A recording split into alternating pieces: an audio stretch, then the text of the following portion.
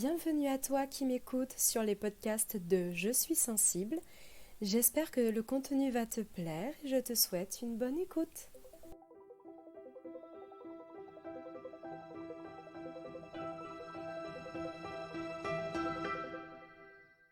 Hello mes papillons!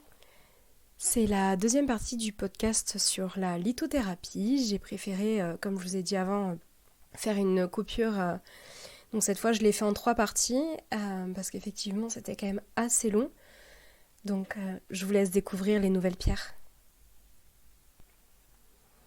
L'autre pierre, du coup, c'est l'une des premières que j'ai achetées, c'est la jaspe rouge.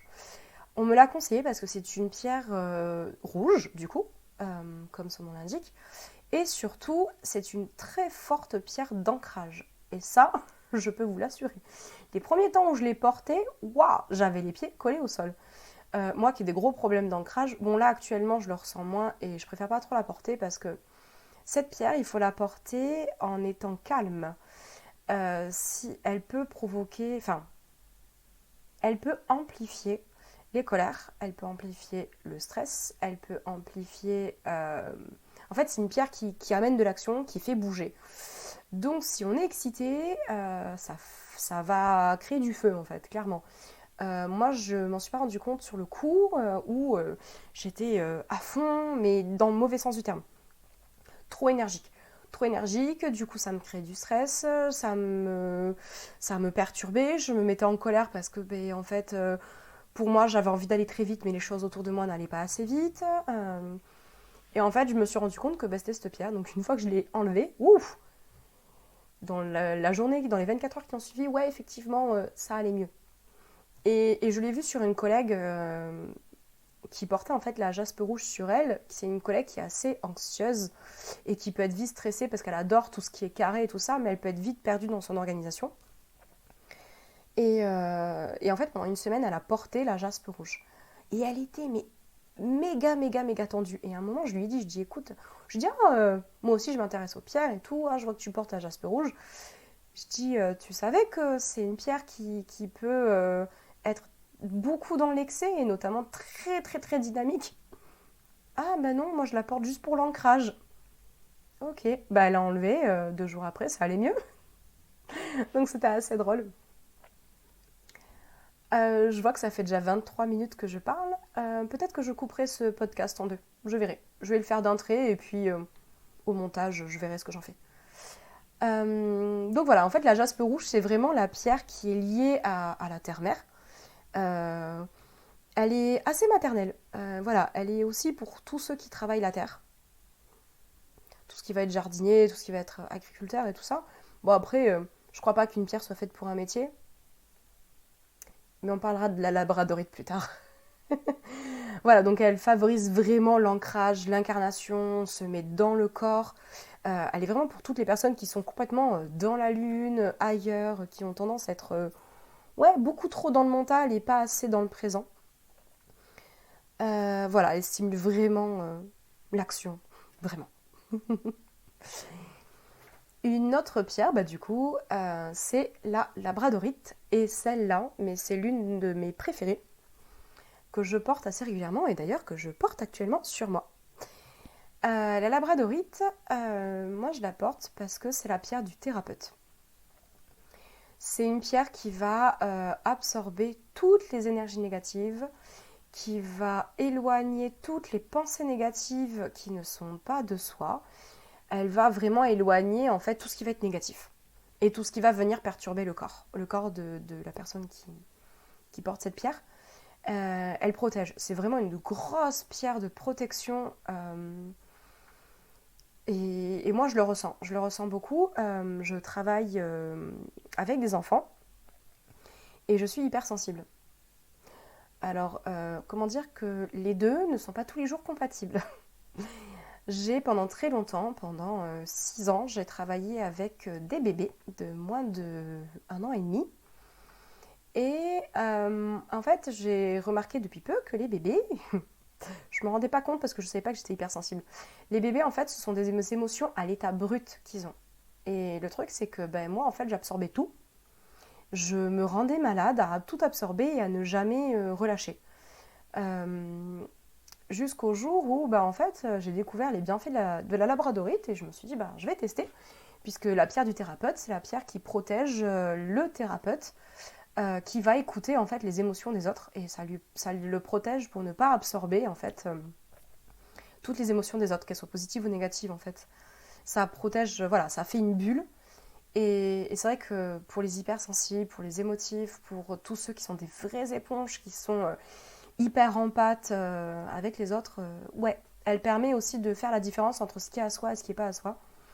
Et moi, je l'ai ressenti où j'étais dans une période très compliquée, où j'étais en pleine adaptation avec des tout petits, et forcément beaucoup de pleurs, beaucoup d'émotions, de colère, de frustration, d'énervement, enfin oui, d'énervement, je l'ai dit, bref, voilà, de tristesse, tout ça.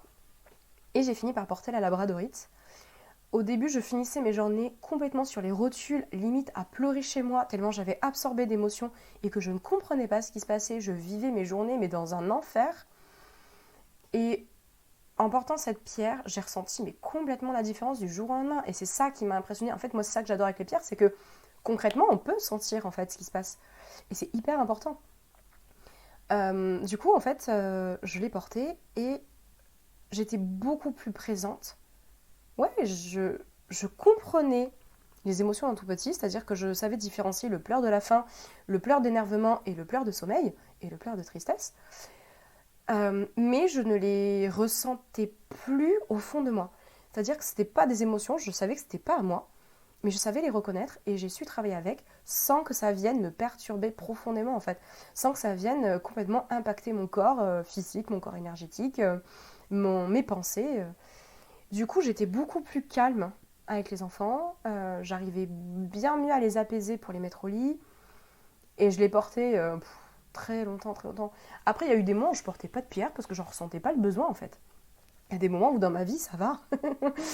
Donc j'ai pas forcément besoin de porter des pierres tout le temps. Et là actuellement je le reporte parce que avec le stress du Covid, avec tout ce qui se trame, là de plus en plus, ça y est, hein, là. Autant les premières vagues, j'avoue que je les ai absolument pas vues passer. Autant cette fameuse cinquième vague, je la vois, je la ressens, j'ai beaucoup plus de personnes autour de moi qui l'ont. Ce qui est bien, c'est que cette nouvelle vague ne fait pas de dégâts. Pas concrètement, moi, les personnes qui l'ont attrapée, je vais pas polémiquer là-dessus, mais ce qui est bien, c'est que c'est moins stressant que les autres vagues. Je vais m'en arrêter là. Et du coup, la labradorite m'aide en fait à... Ouais, en fait, toutes ces pensées-là, j'en veux pas, c'est pas à moi. Ça m'aide justement à refaire la technique que je vous ai dit dans un précédent podcast, qui est retour à l'envoyeur.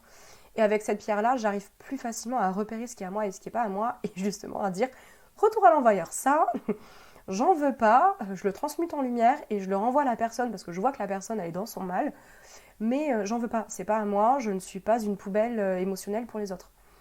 Donc je m'arrête là. Et cette pierre, elle est hyper, hyper bien pour ça. Une autre que j'ai achetée récemment, et je l'aime bien en fait par sa couleur, c'est la malachite. La malachite, en fait, j'ai besoin de regarder mon petit papier de notes parce que concrètement, je sais qu'elle m'apaise, qu'elle me fait du bien, mais je sais plus pourquoi. Euh, voilà, je sais qu'elle travaille sur la rigidité du corps. Elle va venir remettre du mouvement dans le corps, elle va ramener un peu plus de motivation, j'ai envie de dire. Voilà, c'est surtout pour ça que je l'ai achetée. Elle calme les inflammations. Et moi, avec mon syndrome de l'intestin irritable et avec ma fibromyalgie, je suis tout feu, tout flamme. Donc du coup, elle est pas mal pour justement quand je suis dans ma douleur, pour les rhumatismes aussi, donc pour les douleurs féminines, elle est pas mal. Elle est très douce en fait, cette pierre. Elle apaise, elle régule aussi les excès. Ouais, en fait, elle est tellement douce qu'elle permet de voir en fait que ouais, en fait, il y a des choses qui vont, il y a des choses qui vont pas, et c'est ok. Elle permet en fait de faire le tri aussi dans ses pensées et à faire, voilà, à séparer un peu le bien du mal, à retrouver un peu sa lumière, à se relier voilà, aux forces de la nature aussi. C'est une pierre très liée à la nature, très liée à la terre. Euh, et, et ouais, en fait, elle a un fort pouvoir d'absorption, et c'est aussi pour ça que je l'ai portée, c'est pour les inflammations, mais aussi parce que c'est une pierre de protection qui va absorber toutes les énergies négatives, enfin toutes, une grande partie des énergies négatives. Et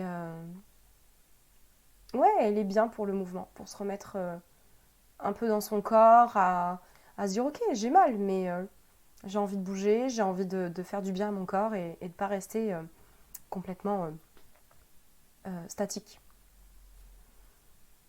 Je me rends compte que j'ai essayé de faire quelque chose par ordre alphabétique et en fait j'ai oublié de vous parler du lapis lazuli.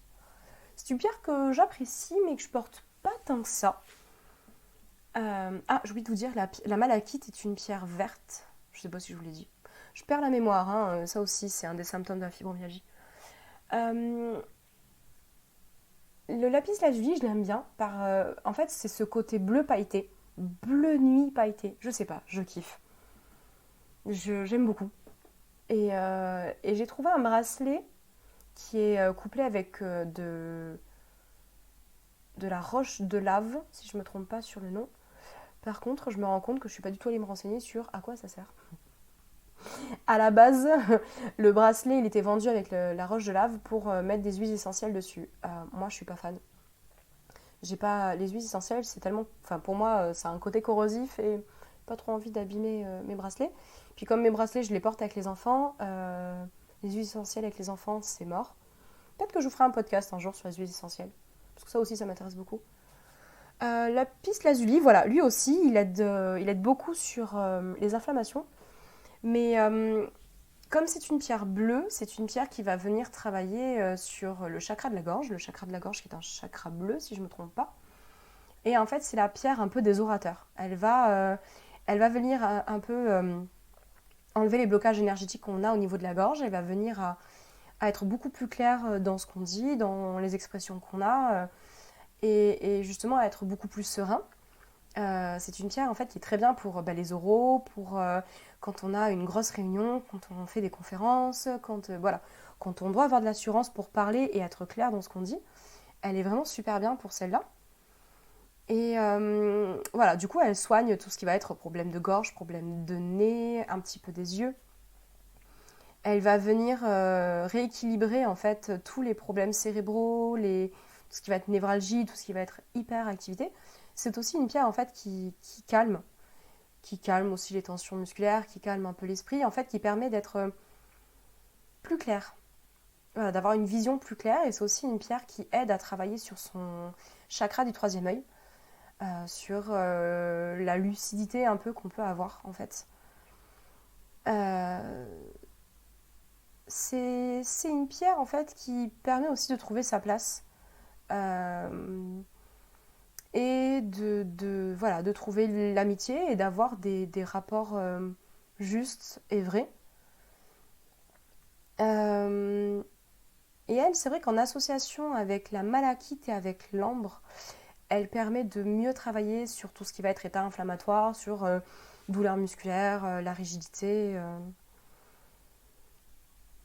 C'est vraiment une pierre en fait au final qui est pour tous ceux qui sont un peu leaders.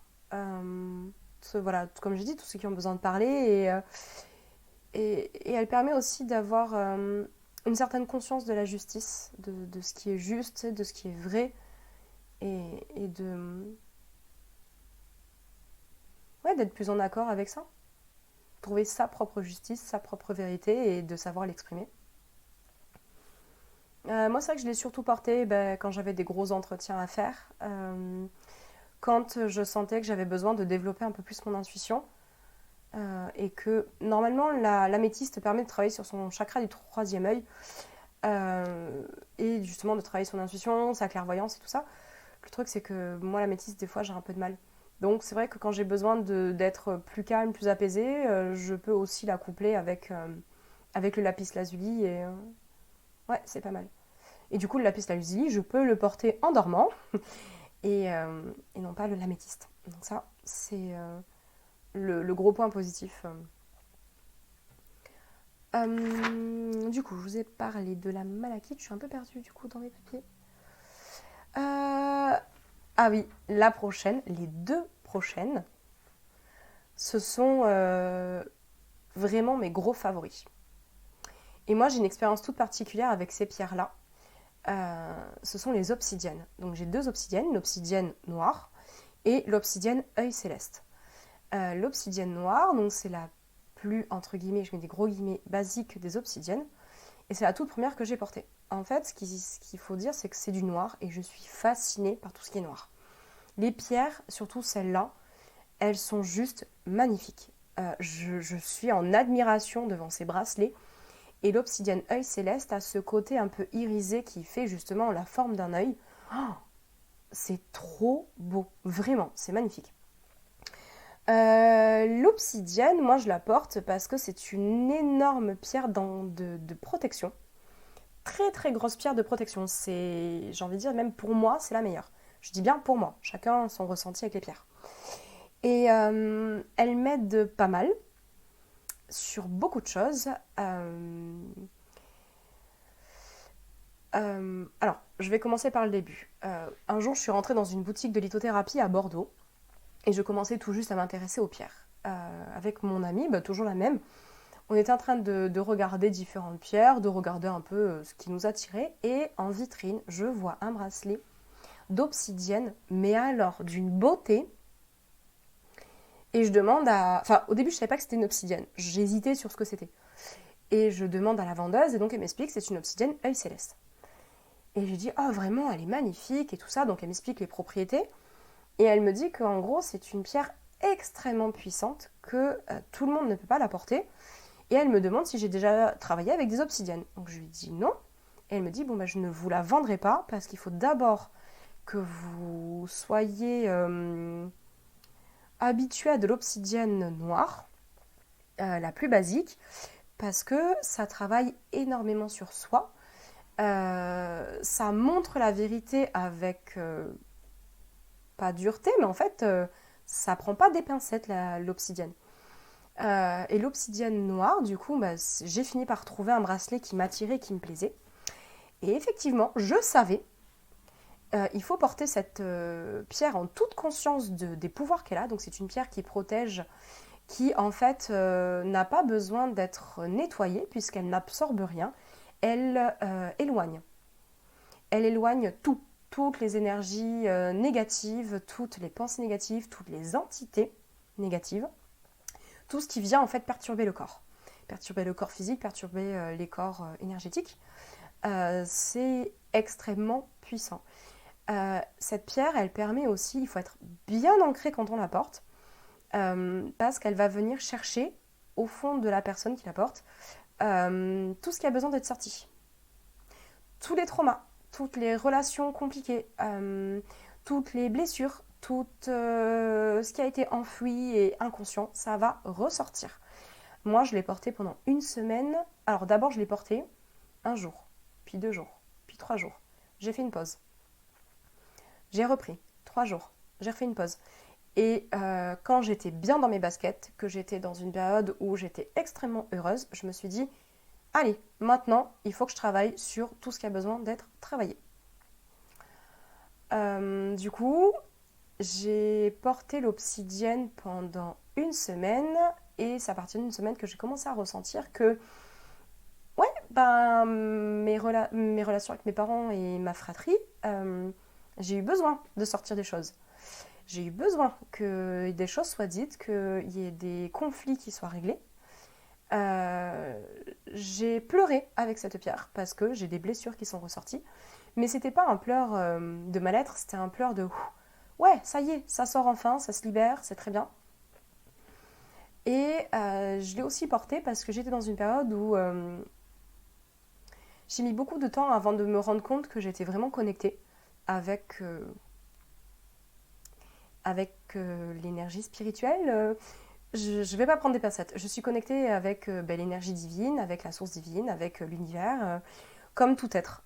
Sauf que, ben, en fait, chacun a un certain degré de connexion. Et moi, j'ai certaines capacités, et en fait, cette obsidienne m'a permis de me rendre compte que ben, je comprenais pas pourquoi depuis un certain temps j'étais perturbée. Et en fait, c'est parce que, bon, déjà, à l'aide de la méditation et de la pierre, je me suis rendu compte que j'avais une entité qui était greffée à moi. Et cette pierre m'a permis, en fait, de le voir.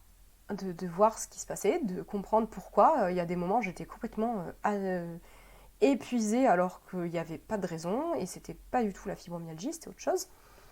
Et que je me sentais perturbée dans pas mal de mes capacités. Euh, Sauf qu'en fait, je me rendais compte que même en portant l'obsidienne noire, je me faisais attaquer. Parce que l'entité n'était pas toute seule. Certaines nuits, ben, il y avait des êtres désincarnés qui venaient me visiter. Voilà, qui venaient me perturber, et c'était pas forcément quelque chose que je voulais. Et donc du coup, bah, en fait, j'ai eu la pensée pendant plusieurs jours que l'obsidienne ne me suffisait pas. Mais vraiment, c'était une pensée qui tombait des nues comme ça. C'était pas mon mental, en fait. Je savais très bien que c'était mon âme, mon cœur, ce que vous voulez, qui était en train de me parler en me disant non, mais en fait, là, l'obsidienne, elle fonctionne plus sur toi. Donc déjà, je suis allée la recharger, je l'ai purifiée et tout ça, mais j'ai revu en rêve cette période où je suis allée dans la boutique et que j'ai vu l'œil céleste. Et je me suis dit, c'est cette pierre, ce qu'il te faut, c'est cette pierre. Va la trouver. J'ai mis beaucoup de temps avant d'en trouver une qui me plaisait. Je l'ai enfin trouvée, ça fait quelques mois que je l'ai. Je l'ai portée jusqu'à la semaine dernière. Euh, Moi, j'ai pas de problème avec cette pierre. Autant sur des personnes qui ont vraiment beaucoup de choses à travailler, ça peut être très puissant, et je ne conseille pas de la porter sur plusieurs jours consécutifs. Il faut vraiment y aller petit à petit et limite se faire accompagner par un thérapeute parce que ça peut être assez puissant. Moi, j'ai réussi à sortir tout ce que j'avais à sortir parce que, ben, en fait, de par ma formation, j'ai une certaine connaissance en psychologie et je m'auto-analyse très facilement. Voilà, et j'ai une grande connaissance de comment je suis, comment je fonctionne.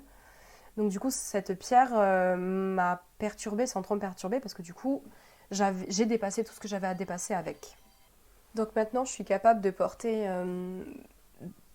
l'obsidienne œil céleste, et je la surkiffe. J'échange de temps en temps, c'est l'obsidienne noire, des fois c'est l'obsidienne œil céleste. Tout dépend en fait le degré que j'ai besoin de protection et comment je me sens en fait. Si je sens que je suis triste et que j'ai quand même besoin d'être protégée parce que souvent je la couple avec la labradorite pour éviter d'absorber les émotions et les énergies des autres et que je me sens attaquée. Je mets des gros guillemets sur attaquée. C'est-à-dire que je sens que les énergies des autres me perturbent trop. Mais que je suis pas trop joyeuse dans ma tête, ouais, je préfère porter l'obsidienne tout court.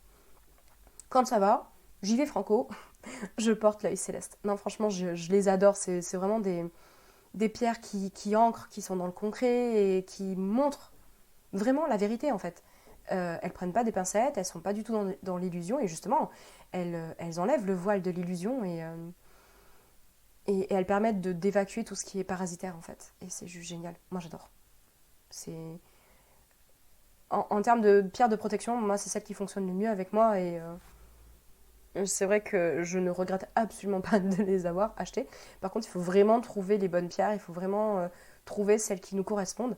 Et notamment, un de mes pendules est en œil céleste. Et pour la petite anecdote, quand je suis allée chercher en boutique, bon, je regardais sur les portants, tout ça.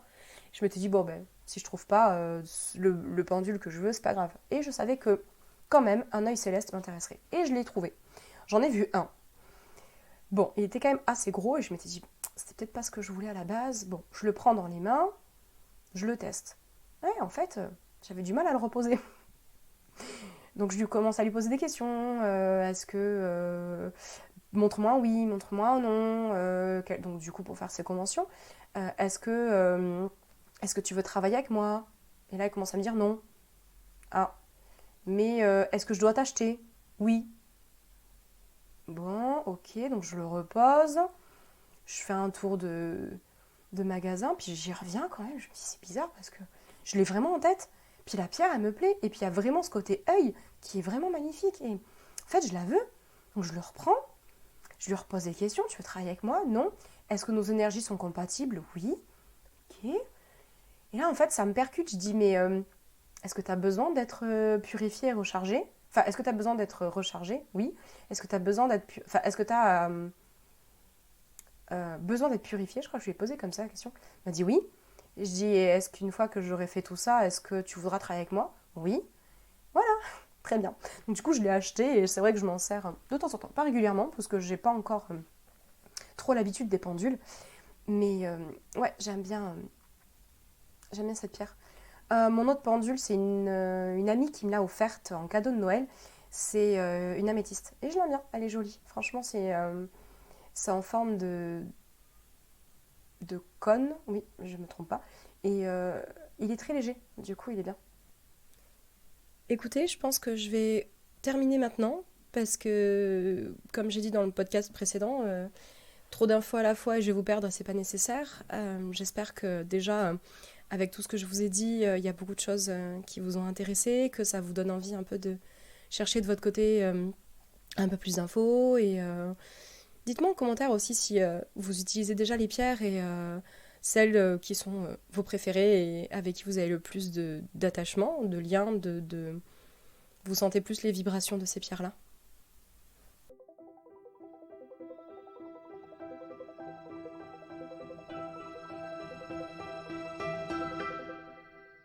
Je te remercie sincèrement pour ton attention.